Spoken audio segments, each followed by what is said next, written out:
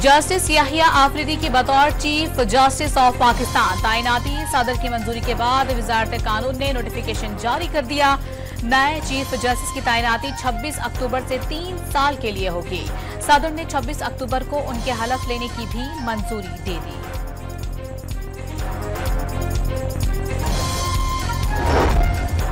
Chief justice of Pakistan justice Qazi Faez Isa से नामजद chief justice Yahya Afridi की मुलाकात। चीफ जस्टिस ने तकर्रुरी पर मुबारकबाद पेश की। जस्टिस याहिया आफरीदी जस्टिस मंसूर अली शाह के चेंबर में भी गए। जस्टिस हसन अजहर हिज्जी, जस्टिस शाहिद वहीद, जस्टिस मुसरत हिलाली की नामजद चीफ जस्टिस से मुलाकात। तैनाती पर मुबारकबाद। सुप्रीम कोर्ट के मुख्तलिफ विंग्स की जस्टिस याहिया आफरीदी को अदालती अमूर पर briefing.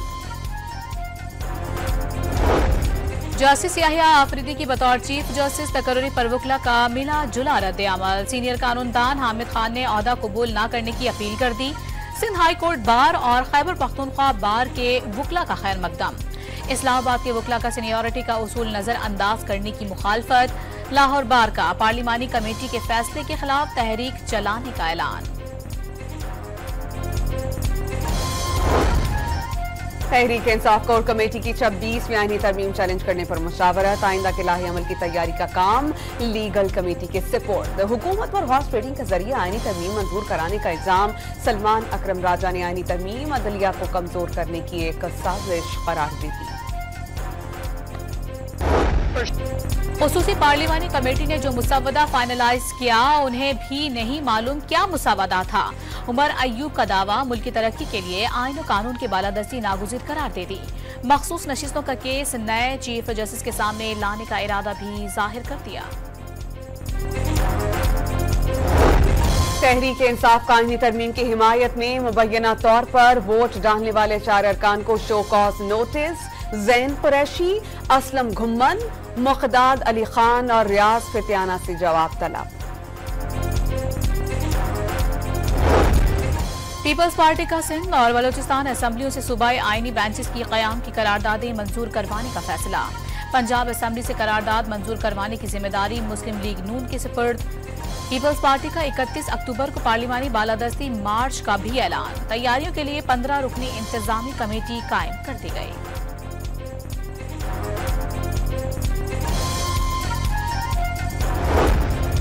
Supreme court of Pakistan ने पहला केस आईनी बेंच में समाअत के लिए भेज दिया। बरतरफ मुलाजमीन बहाली केस के हवाले से दरख्वास्त ने आईनी बेंच को इरसाल।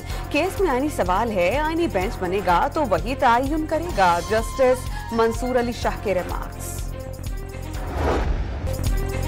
तोशाखाना 2 केस में बुशरा बीबी की दरखास्त जमानत मंजूर। इस्लामाबाद हाई कोर्ट का 10-10 लाख रुपए के 2 जमानती मचल के जमा कराने का हुक्म।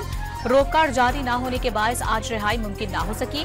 चेयरमैन तहरीक इंसाफ बैरिस्टर गौहर का साबिक खातून अव्वल की जमानत पर इजहार मुसावरत। जमानत के बाद किसी और केस में गिरफ्तार करना सियासी इंतकाम होगा। बैरिस्टर गौहर का रद्द अमल। उमर अय्यूब का साजिश के तहत रोककार जारी न किए जाने का दावा।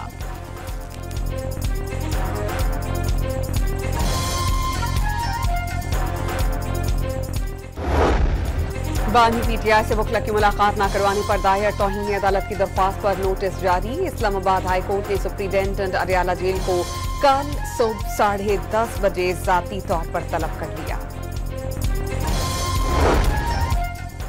विफाकी काबीना ने national cyber crimes investigation agency rules की मंजूरी दे दी। इदारों और सरकारी शख्सियात के खिलाफ प्रोपेगेंडे पर सख्त कार्रवाई होगी। मुल्जिमान को 15 साल सजा और भारी जुर्माना आयद होगा।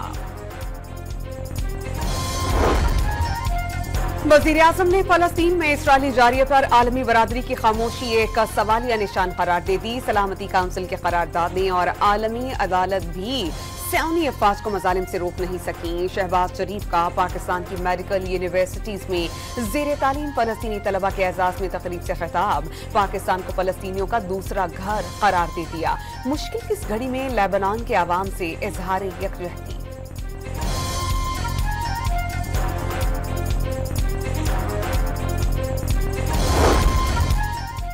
IMF ने पाकिस्तान में महंगाई और बेरोजगारी में मजीद कमी की पेश गोई कर दी। रवा माली साल के लिए मुकर्रर करदा माशी शरह नमो का हदफ हासिल न होने के खदशे का इजहार। आलमी मालियाती इदारे ने वर्ल्ड इकोनॉमिक आउटलुक रिपोर्ट 2025 जारी कर दी। पाकिस्तान में बिजली की कीमतें 3 गुना बढ़ गईं। कुछ लोगों का बिजली का बिल तो घर के किराए से भी ज्यादा हो गया। वजीर खजाना का एतराफ। पाकिस्तान के कर्जों की रीशेड्यूलिंग दरख्वास्त पर चीन का रद्द-ए-अमल हौसला अफजा है, जो मईशत के लिए सांस लेने का मौका फराहम करेगा। मोहम्मद औरंगजेब का ब्लूमबर्ग को इंटरव्यू। बिजली हो ना हो, कराची वालों को अदायगी तो करना होगी। नैपरा ने के इलेक्ट्रिक के आइंदा 7 साल के जनरेशन टैरिफ की मंजूरी दे दी। बिजली इस्तेमाल हो ना हो, सारिफिन को कैपेसिटी पेमेंट अदा करना पड़ेगी।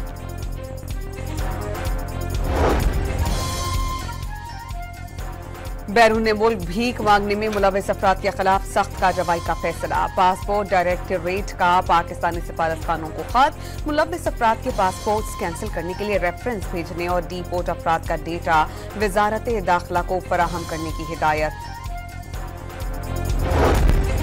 सिंध के वजीर एक्साइज शर्जील इनाम मेमन का निजी गाड़ियों पर सरकारी नंबर प्लेट लगाने वालों के खिलाफ कार्रवाई का हुक्म। गाड़ियों के रजिस्ट्रेशन और ट्रांसफर का अमल आसान बनाने की हिदायत।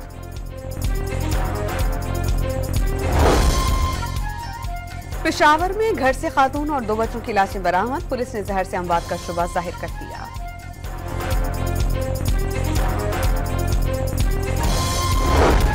कराची के इलाके औरंगी में घर से खातून और 2 बच्चे जख्मी हालत में मिले। एक बच्चा दम तोड़ गया। मां और दूसरे बेटे की हालत तशवीशनाक। तीनों के गले कटे हुए थे। जिस्म पर तशद्दुद के निशानात वाज़ेह।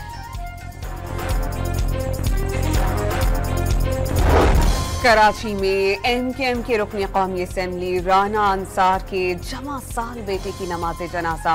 खालिद मकबूल सिद्दीकी और अनीस कायम खानी समेत रहनुमाओं की शिरकत। क्लिफ्टन कराची के अंडरपास में हादसे की CCTV फुटेज सामने आ गई।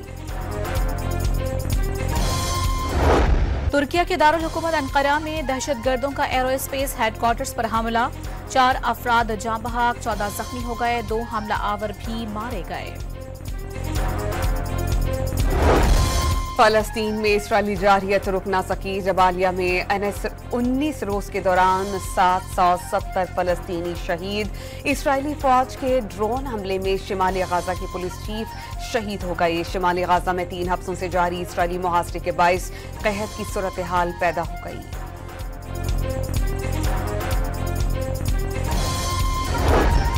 सैहोनी अफवाज ने 1 साल में गजा में 45,000 नहीं 2 लाख शहरियों को शहीद किया। ऑस्ट्रेलियाई मीडिया का इंकशाफ। इस्राएली फौज की टैंकों से गजा के स्कूल पर चढ़ाई। बमबारी से मजीद 7 फलस्तीनी शहीद।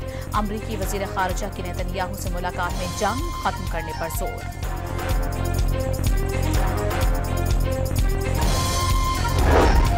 हिजबुल्लाह ने अपने मुमकिना सरबराह हाशिम सफीउद्दीन की शहादत की तस्दीक कर दी। इस्राएली बमबारी से कसीरुल मंजिला इमारत चंद सेकंड्स में समी पोस। लेबनान पर इस्राएली हमलों में मजीद 28 अफराद शहीद। शहादतों की मजमूई तादाद 2574 हो गई।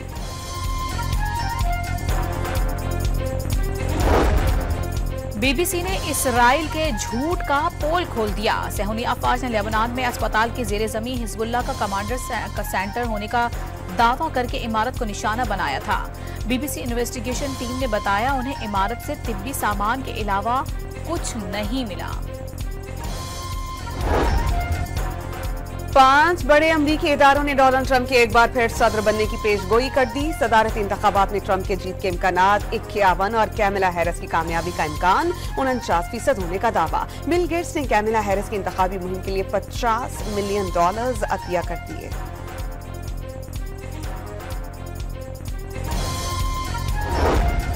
इंग्लैंड के खिलाफ तीसरे टेस्ट के लिए कौमी प्लेइंग 11 का ऐलान। टीम में कोई तब्दीली नहीं की गई। दोनों टीमों के दरमियान तीसरा और आखिरी टेस्ट कल से शुरू होगा।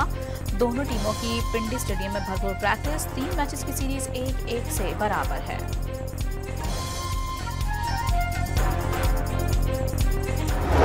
टेस्ट रैंकिंग में बाबर आजम की मजीद तनज़ुली। टॉप 20 बैटर से बाहर होने का खदशा पैदा हो गया। 4 दर्जे तनज़ुली के बाद 19वें नंबर पर चले गए। सलमान अली आगा 8 दर्जे 14वें नंबर पर आ गए। इंग्लैंड के जोए रूट की पहली पोजीशन बरकरार। बॉलर्स रैंकिंग में शाहिन अफरीदी का 14वां और नोमान अली का 17वां number. Asian football champions league में रोनाल्डो की टीम अल नस्र ने एक और कामयाबी समेट ली। ईरानी फुटबॉल क्लब इस्तक्लाल को सनसनीखेज मुकाबले के बाद शिकस्त। फातह टीम ने 1-0 से कामयाबी समेटी। वाहिद गोल लापोर्टे ने 81वें मिनट में किया। खास काउंसिल कराची में वर्ल्ड कल्चरल फेस्टिवल की रौनकें। रूसी थिएटर रोड में फनकारों की जानदार परफॉर्मेंस। जिंदगी के सफर और खुदशनासी की तलाश पर मबनी थिएटर ने शायकीन के दिल जीते।